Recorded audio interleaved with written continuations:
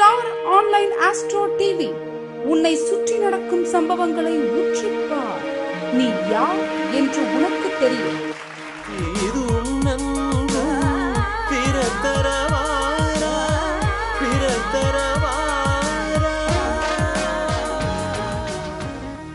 ஈரோட்டை சேர்ந்த பிரபல ஜோதிடர் ஐயா நமசிவா அவர்களை உங்கள் முன் ஒரு இரு மணித்துளிகள் பேச வருமாறு அன்புடன் அழைக்கப்படுகிறார்.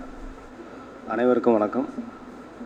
முதற்கண் தென்னிந்திய ஜோதிட ஆராய்ச்சியல் பேரமைப்பு கூட்டத்தின் தலைவர் முதல் அனைத்து உறுப்பினர்களையும் வரவேற்று, மேலும் இங்கே இந்த கருத்தரங்கிற்கு, இந்த 2வது மாத கருத்தரங்கிற்கு வருகை புரிந்து நல்லதொரு முறையில் நிகழ்ச்சிகளை சிறப்புற பேசி கொடுத்து நமக்கெல்லாம் புதிய அறிவை தந்திருக்கக்கூடிய நம்மளுடைய சிறப்பு விருந்தினர் அவர்களுக்கு நல்லதொரு மரியாதையினையும் நன்றியையும் தெரிவித்துக் கொள்கிறோம். இன்று என்னுடைய பேச்சு இன்றைக்கு இல்லை, இருந்தாலும் எங்களுடைய பேரமைப்பு சார்பாக ஒரு சில சின்ன விஷயங்களை மட்டும் நாங்கள் தெரிவிச்சுக்கிறோம். இதுவரை தமிழ்நாட்டில் எல்லா ஊர்கள்லேயுமே இந்த மாதிரியான கருத்தரங்கள் பெருசாக நடந்துக்கிட்டு இருந்துச்சு. ஆனால் ஐயா ஸ்ரீராம் ஐயா அவர்கள் மூலிமா ரொம்ப சிறப்பானது ஒரு முறையில் ஈரோட்டில் லான்ச் ஆகிருக்கு. ஆனால் இது பேச்சுக்காக ஆராய்ச்சியாளர் சங்கம் இல்லை, இயற்கையாகவே நிறைய ஆராய்ச்சியாளர்களை தன்னுள்ளே அடக்கிய ஒரு சங்கம். இது வருகிற கருத்தரங்குகள் மாநாட்டில் கொஞ்சம் கொஞ்சமாக ஜோதிடத்துக்குன்னு தமிழகத்துக்கு புதிதான கருத்துக்களை நிறையா கொடுக்க இருக்கக்கூடிய ஆராய்ச்சியாளர்கள் முடங்கி இருக்காங்க. மேலும் இதற்கு பொதுமக்களும் மற்ற ஜோதிட முன்னோர்களும் நமக்கு பெரிய ஆதரவு தருமாறு வேண்டி கேட்டுக்கொள்கிறோம். இப்போது ஜோதிடம் ஒவ்வொருத்தரும் அவங்களுடைய சாராம்சத்தில் தனக்கு தகுந்தாற் போல் எல்லாருமே ஒரு விற்பனத்தோடு நம்ம ஜோதிடத்தை பயின்றதுக்கு தகுந்த மாதிரியும் அனுபவத்தில் என்னென்னலாம் சாட்சியம் படுத்தி கொண்டோமோ அதையெல்லாம் பகிர்ந்துக்கிட்டு வந்துக்கிட்டு இருக்கிறோம். ஆனால் மக்கள் ஜோசியம் ஏன் பார்க்கணுங்கிற ஒரு விஷயம் பெருசாக தாக்கமாக இருக்குது. எப்போ ஜோசியம் பார்க்கணுன்னு தாக்கமாக இருக்குது, அது இன்னும் மக்களுக்கே புரியல. ஜோதிடத்தை எப்பொழுது பார்க்க வேண்டும் அப்படிங்கிற ஒரு அடிப்படை விதி இருக்குது. அந்த விதி மக்களுக்கு இன்னும் புரியல. நம்ம மக்களாக இருக்கும்போது நமக்கு புரியல. ஒரு சின்ன தகவல் சொல்கிறேன். அடுத்த மாதம் அன்னதானத்துக்கு உண்டான காசை நான் கொடுக்குறேன் அப்படிங்கிறது இந்த அரங்கில் நான் தெரிவிச்சுக்கிறேன். மத்தியானம் சாப்பாட்டுக்கு என்ன செலவாகுதோ அதை நான் பேர் பண்ணுறேன். ஐயா அவருக்கு நன்றி. அடுத்த கருத்தரங்கிற்கான அன்னதானம் நம்ம குருநாதர் ஆர் சுந்தரராஜன் அவர்கள் ஏற்றுக்கொள்வதாக அறிவித்திருக்கிறார். இது மகிழ்ச்சிக்குரிய விஷயம். எல்லோரும் ஜோராக இன்னொரு முறை நல்லா கைத்தட்டணும். மிக்க நன்றி ஐயா. ஐயா அவர்களுக்கு எங்களுடைய பேரமைப்பு சார்பாக மாபெரும் நன்றியினை தெரிவித்துக் கொள்கிறோம். வாழ்க வளமுடன். ஒவ்வொரு கருத்தரங்கிற்கும் அவர்கள் எங்களுக்கு பாராட்டு தரும்படி கேட்டுக்கொள்கிறோம். ஆகையினால் பொதுமக்கள் எவ்வாறாக ஜோதிடத்தை பயன்படுத்த வேண்டும், அவர்கள் ஏன் ஜோசியத்தை பார்க்கணும், இந்த ஜோசியத்துக்குள்ளே என்ன இருக்குது, நம்புறவங்களே சில நேரத்தில் ஜோசியத்தை சத்தம் போட்டு திட்டுறாங்க, பொது இடங்களில் ரொம்ப பேசுகிறாங்க. ஜோதிடர்னா அனாவசியமாக அவன் பிடிங்கி சாப்பிட்ருவான்னு சொல்லி பொண்டாட்டி நம்பினா புருஷன் திட்டுறாரு, கணவர் நம்பினா பொண்டாட்டி திட்டுறாங்க. இல்லை இவங்க 2 பேரும் சேர்ந்து நம்பினாக்க முன்னோர்கள் அவங்களுக்கு பொது அறிவுரை கொடுத்து ஜோதிடர்கள்லாம் உங்கள்கிட்ட பிடுங்கி சாப்பிட்ற மாதிரியே தான் நடந்துக்குவாங்க அப்படிங்கிற ஒரு விஷயத்தெல்லாம் தெரிவிச்சிட்ருக்காங்க. அதெல்லாம் இந்த மாநாடு, இந்த கருத்தரங்கு மூலிமா ரொம்ப தவறான கருத்து நான் சொல்லிக்கிறேன். ஒருத்தர் இந்த உலகத்தில் பார்க்குறதுக்கு வேலைகள் கோடான கோடி வேலைகள் இருக்குது, அத்தனையும் விட்டுட்டு ஒரு முழு வாழ்நாள் ஜோதிடராக பயணிக்கிறாருன்னா அவர் இந்த உலகத்துக்கு மனித ஜீவ காருண்யத்திற்கு அவர் மறைந்திருக்கக்கூடிய செய்தியை ஏதோ கொண்டு வந்திருக்கிறார் அப்படிங்கிறதான் உண்மை. அவர் தற்காலிகமாக தனக்கு தேவையான பொருளாதாரத்தை அவர் இந்த பயன்பாட்டு மூலியமாக தான் தனக்கு நிவர்த்தி செய்துக்க முடியும். அதன் காரணத்தினால ஒரு சில பேர் முன்பின் முரண்பாடோட கூலி தொகையெல்லாம் வாங்குவாங்க. அதையெல்லாம் நீங்கள் பொருட்படுத்திக்க தேவையில்லை. ஆனால் ஒரு ஜோதிடம் எப்படி பார்க்கணும், ஏன் பார்க்கணும், ஒரு குழந்தை பிறந்த உடனே ஒரு மருத்துவர் ஜோசியம் பார்ப்பார். அதான் நர்சம்மாலாம் குழந்தைய வெளியே கொண்டு வந்துடுவாங்க. கொண்டுக்கிட்டு வந்தோன்னா அது ஒரு 7 நிமிஷம் கழித்து தான் ரொம்ப சத்தமிட்டு கத்த ஆரம்பிக்கும். கத்த ஆரம்பித்த உடனே டாக்டரு அந்த ஆப்ரேஷன்லாம் முடிச்சுட்டு போயிடுவார். போயிட்டு அவர் பிஸ்கட்டோ பழமோ ஆரஞ்சு பழம் மேக்ஸிமம் சாப்பிடுவாங்க. பிரசவம் பார்த்த டாக்டர் ஆரஞ்சு பழம் எடுத்துக்குவார். அந்த சாப்பிட்டுட்டு கொஞ்சம் ரிலாக்ஸேஷனாக ஒரு 1.5 மணி நேரம் கழித்து வந்து அந்த குழந்தையை பார்ப்பார். ஒரு சின்ன டெஸ்ட் எடுப்பார். என்ன டெஸ்ட் எடுப்பார்னு பார்த்தீங்கன்னா, இது ஒரு எம்பிபிஎஸ்ஸுக்கான படிப்பு தான். அவங்களுக்கே அந்த 5 ஆண்டுகளில் இந்த படிப்பு கிடைக்காது. இந்த 5 ஆண்டுகள் படிப்பு முடிஞ்சதுக்கு அப்புறமேட்டு ஒரு சீன வல்லுநர்கள்லாம் வச்சு அந்த மெடிக்கல் ஆய்வில் ஒரு சிறப்பு வகுப்பு நடத்துவாங்க. அந்த வகுப்பில் அந்த குழந்தை உள்ளுக்குள்ள ஆர்கன்ஸ் எல்லாம் கரெக்டான அமைப்பில் தான் பிறந்திருக்குது அப்படிங்கிறத எப்படி பார்க்கறதுன்னு சொல்லி அவங்களுக்கு சொல்லி தருவாங்க. அதை மருத்துவர் வெளியில் வந்தவுடனே பார்ப்பார். குழந்தைய ஒரு 5 நிமிஷத்துலேருந்து 7 நிமிஷம் வரைக்கும் பார்ப்பாங்க. பேசிக்கிட்டே பார்ப்பாங்க. அவங்க ஜோசியம்தான் பார்க்குறாங்கன்னு யாருக்கும் தெரியாது.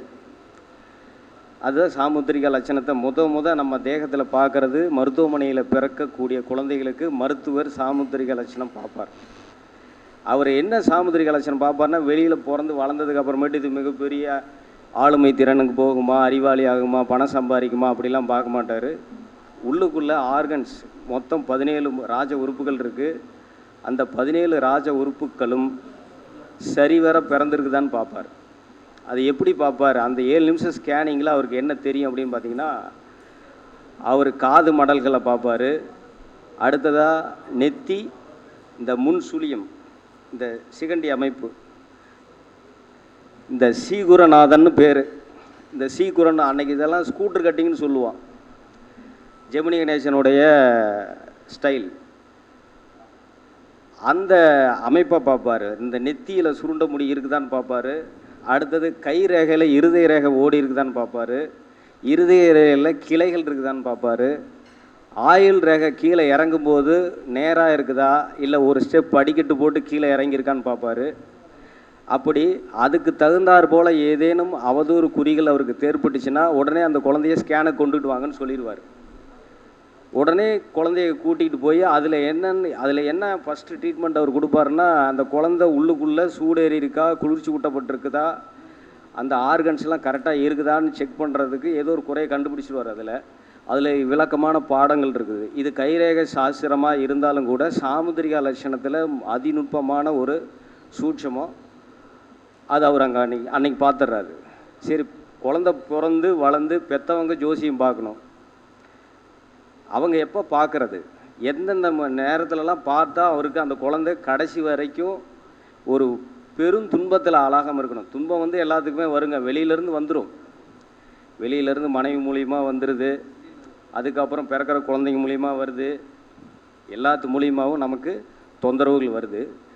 அந்த தொந்தரவுகளெல்லாம் எப்போ அனுகூலமாக நமக்கு கிடைக்குது அப்படிங்கிற விஷயத்த ஒரு குழந்தை 19 வயசு முடிஞ்ச உடனே அவனுடைய திருமண யோகத்தை பற்றி அவங்க பார்த்து தெரிஞ்சு வச்சுக்கணும்.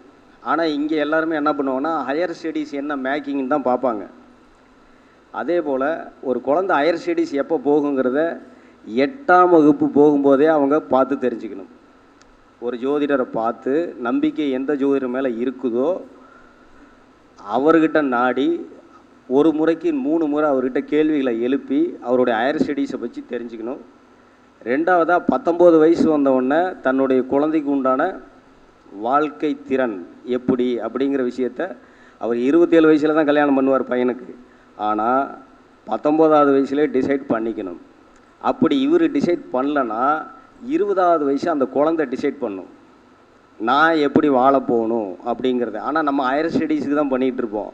ஆனால் அந்த குழந்தை தன்னுடைய வாழ்க்கை பாதையை அமைச்சிக்கிறதுக்கு போகும். இது ஒரு ட்ரையாங்கிள் ஷேப்பில் உள்ள அந்த தருணம் அது. ஆகையினால் ஜோதிடர்களை மதித்து ஜோதிடர்களை நம்பி வாழக்கூடிய குடும்பங்கள் உங்களுடைய மழலைகளோட எதிர்காலத்துக்காக தான் இது முக்கியமான கருத்தாக இருக்குது.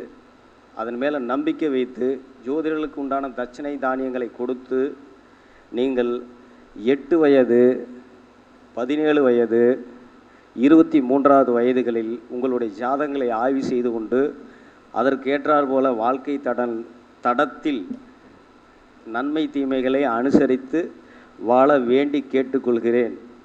தென்னிந்திய ஜோதிடர்கள் ஆராய்ச்சியாளர்கள் பேரமைப்பு சங்கத்தின் மூலமாக இந்த அரியதொரு நல் வாய்ப்பினை வழங்கிய எங்களுடைய தலைவர் ஸ்ரீராம் ஐயா அவர்களுக்கு பொன்னான நன்றிகளையும் வணக்கங்களையும் தெரிவித்துக்கொண்டு, அதோடு அல்லாமல் இங்கே கூடி எங்களுடைய பேரவையின் அழைப்புக்கு ஏற்று இணங்கி வந்திருக்கக்கூடிய நம்மளுடைய சிறப்பு விருந்தினர்கள், பேச்சாளர்கள் மற்றும் குழு உறுப்பினர்கள் அனைவருக்கும் நன்றியினை தெரிவித்து கொண்டு சிறந்ததொரு வாழ்த்தினை வணங்கி வெளியேறுகிறேன்.